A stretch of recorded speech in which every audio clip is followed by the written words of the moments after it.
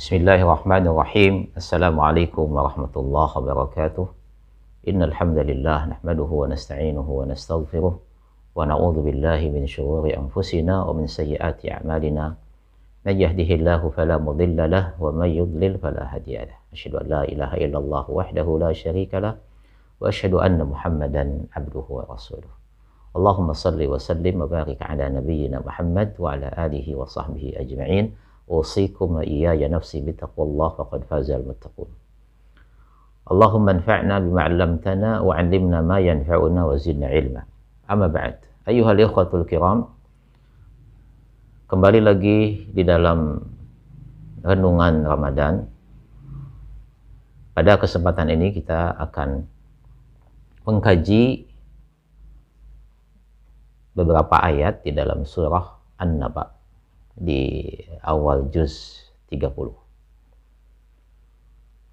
Bismillahirrahmanirrahim. Amma yatasaalun 'anil naba'il 'azim. Tentang apa mereka pada bertanya-tanya tentang berita yang besar. Seorang ulama ahli tafsir dan ahli mentadabburi Al-Quran, Syekh Balqasim hafizahullah ta'ala, beliau merenungi ayat ini yang artinya besarnya berita dan besarnya derajat percakapan, tingginya derajat informasi itu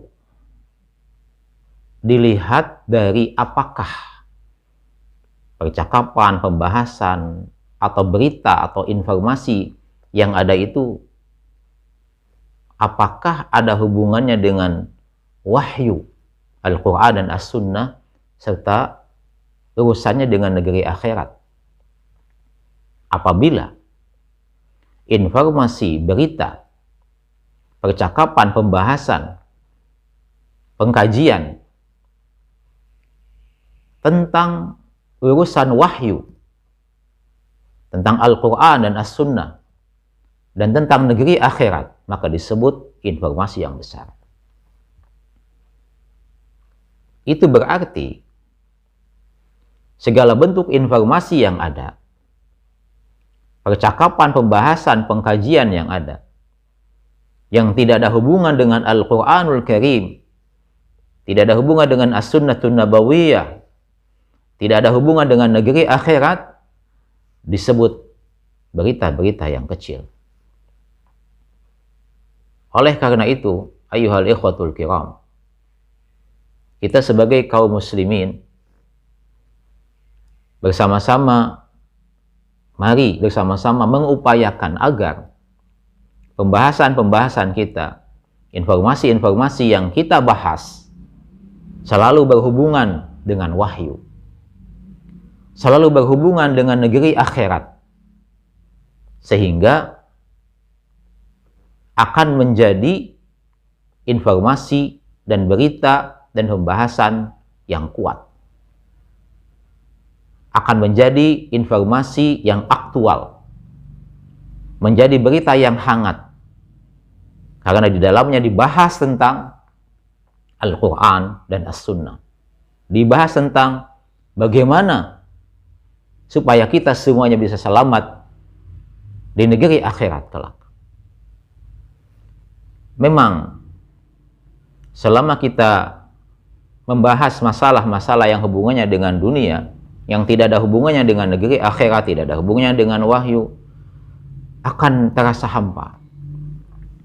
Kecuali apabila pembahasan-pembahasan atau urusan-urusan dunia kita maksudkan untuk menuju keselamatan di akhirat, maka akan memiliki bobot yang tinggi.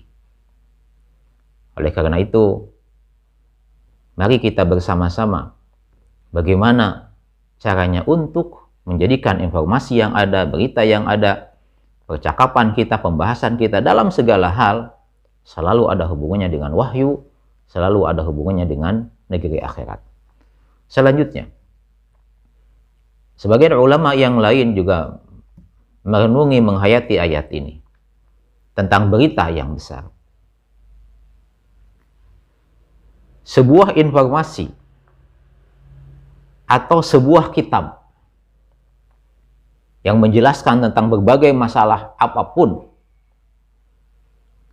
itu jika Anda membacanya masih akan terasa hampa, masih belum dapat membuat kita puas, masih belum dapat membuat kita kenyang. Kecuali apa? Kecuali Al-Quranul Karim. Karena Al-Quranul Karim kandungannya adalah samudra yang tak bertepi bagi yang ingin memahaminya, bagi yang ingin mengkajinya. Namun, apa yang terjadi mungkin di umumnya masyarakat?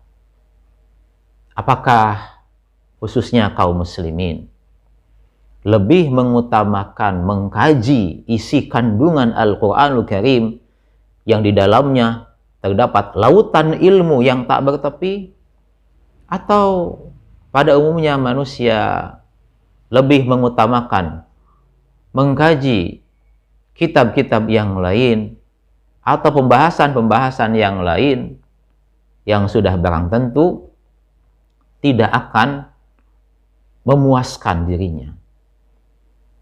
Namun begitulah keadaan kita. Boleh jadi di dalam mengkaji Al-Quran lebih terasa bosan atau mudah bosan.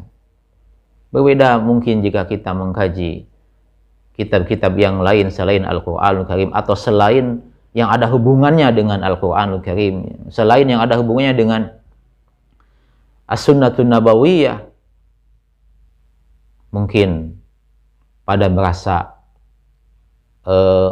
senang atau tidak bosan, tidak mudah payah. Wallahu a'lam. Sesungguhnya apabila kita benar-benar bisa mengkaji Al-Quranul Karim, lalu kita diberi pertolongan oleh Allah Subhanahu wa Ta'ala untuk dapat memahaminya dengan baik, dapat mengamalkannya dengan baik, maka insya Allah kita tidak akan pernah kenyang, tidak akan pernah merasa puas, tidak akan pernah merasa bosan dengan Al-Quranul Karim. Dan disebutkan bahwa tanda bersihnya hati kita apabila kita tidak bosan dengan Al-Quranul Karim, baik di dalam tilawahnya maupun di dalam mudarasahnya. Mudarasah maknanya adalah mengkaji dan mempelajari sampai mengamalkan. Dengan kita bisa merenungi ayat-ayat yang ada di dalam Al-Quranul Karim, maka insya Allah kehidupan kita akan lebih baik. Sebab Al-Quranul Karim akan selalu menunjuki hidup kita untuk menjadi seorang muslim yang lebih baik. Sekali lagi, kitab-kitab selain Al-Quran, sehebat apapun kitab itu Anda tetap akan merasakan belum terasa sempurna, belum terasa puas sehebat apapun isi kitab itu. Sedangkan Al-Quranul Karim di dalamnya terdapat lautan ilmu yang tak bertepi, samudera ilmu yang tak bertepi. Anda akan terus mengkaji dan mengkajinya. Setelah Anda mendapatkan solusi dari satu masalah, maka insya Allah Anda akan mendapatkan solusi-solusi lain dari masalah-masalah yang ada. Karena Al-Quranul Karim diturunkan oleh Allah Subhanahu wa Ta'ala untuk penyembuh dari segala permasalahan lahir dan batin. Oleh karenanya, saya mengajak kaum muslimin, kaum muslimat, khususnya pada bulan Ramadan yang penuh berkah ini, bulan Ramadan yang penuh dengan kemuliaan ini, bulan Ramadan yang penuh dengan syariat Islam ini, mari kita sama-sama untuk lebih memperdalam lagi Al-Quranul Karim, memperdalam lagi As-Sunnatun Nabawiyah, lebih membahas lagi masalah-masalah atau urusan-urusan tentang negeri akhirat. Dengan demikian, insya Allah hidup kita akan menjadi tentram. Sebagaimana firman Allah Subhanahu wa Ta'ala, alladzina amanu wa tatma'innu qulubuhum bidzikrillah, ala bidzikrillahi tatma'innul qulub. Orang-orang yang beriman dan hati mereka tentram, ketahuilah dengan berzikir kepada Allah hati akan tentram. Dan salah satu makna berzikir kepada Allah adalah tilawatul Quran, mengkaji Al-Quran, memahami Al-Quran, sampai mengamalkannya di dalam kehidupan kita sehari-hari. Ayuhal ikhwatul kiram, demikian sementara yang bisa disampaikan pada renungan Ramadan kali ini. Mudah-mudahan ada yang bisa diambil faidah dan manfaatnya. Semua yang benar hanya datang dari Allah Subhanahu wa Ta'ala, dan yang khilaf, yang salah dari saya pribadi dan dari syaitan. Astaghfirullahaladzim wa atubu ilaih. Subhanakallahumma wa bihamdika asyhadu an la ilaha illa ant astaghfiruka wa atubu ilaik. Wa sallallahu wasallam wa baraka ala nabiyyina Muhammad wa ala alihi wa sahbihi ajma'in. Walhamdulillahi rabbil alamin. Wassalamualaikum warahmatullahi wabarakatuh.